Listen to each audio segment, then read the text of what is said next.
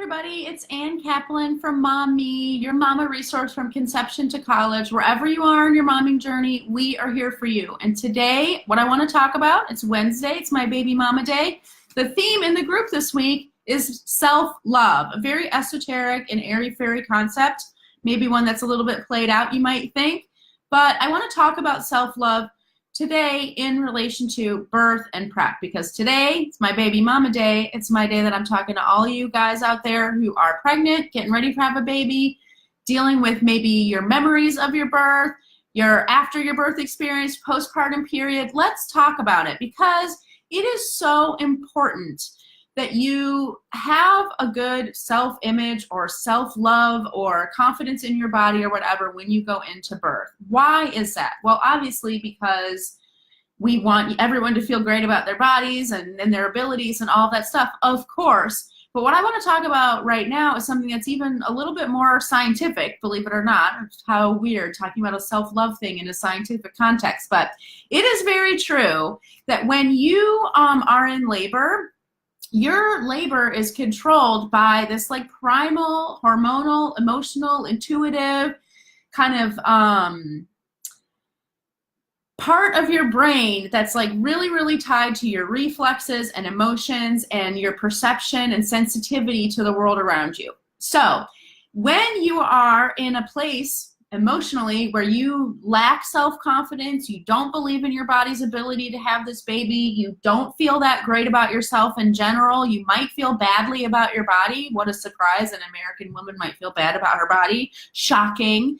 When you're in that place, those beliefs and emotions literally will affect the way that your labor goes down, because they literally affect the way that your brain functions and the hormonal cocktail that is poured out of your brain and flows all through your body and controls the way that your labor goes, how functional your contractions are, your ability to handle your contractions, all of those things. Your emotional state is a massive player in the way that your birth progresses. So it's really, really important that you go into your birth feeling and believing that your body was made to do this, that it can do this, that whatever will be, but that you know that you have what it takes to rise to whatever occasion your birth presents to you, and that your body is a magnificent, transcendent creation, which it is.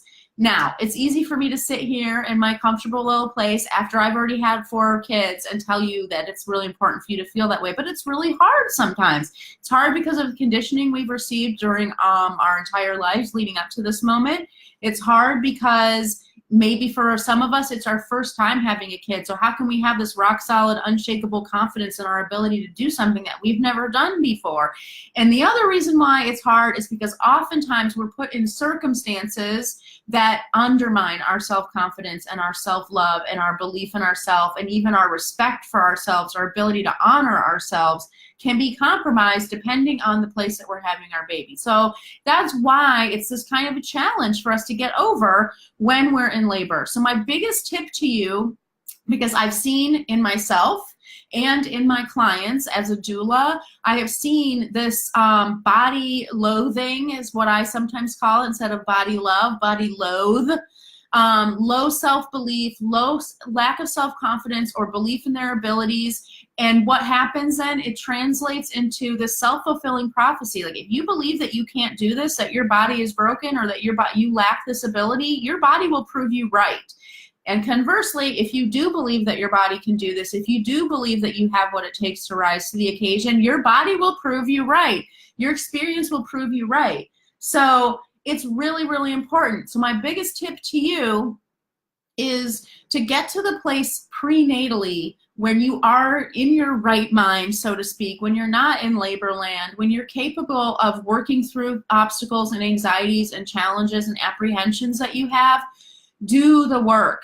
Do the hard work, not just of learning different laboring techniques and considering if you want to have a doula and where you want to have your baby. We all need to do that stuff too. That's the outer game part and component of birth prep.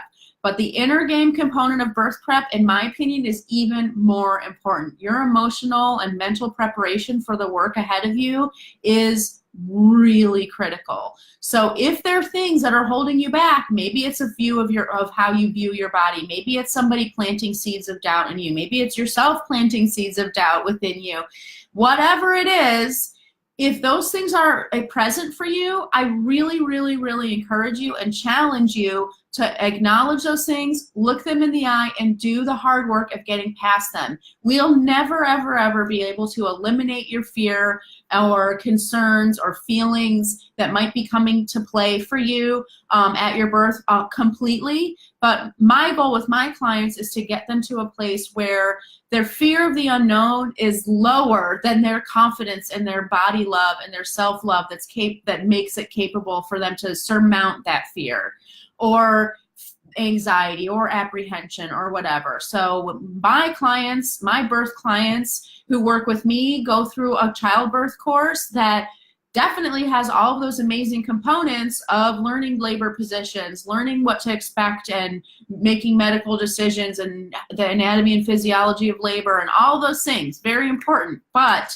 we also do a lot of work talking about your fears and anxieties, your beautiful, perfect vision, coming up with your own affirmations, flipping around your fears into confidence, all of those things, because that preparation is just as, if not more, important. So that when you actually are in labor, no matter what circumstance you're in, you're able to call up for yourself that rock solid confidence and belief, that self-love that's going to help you handle whatever labor throws your way.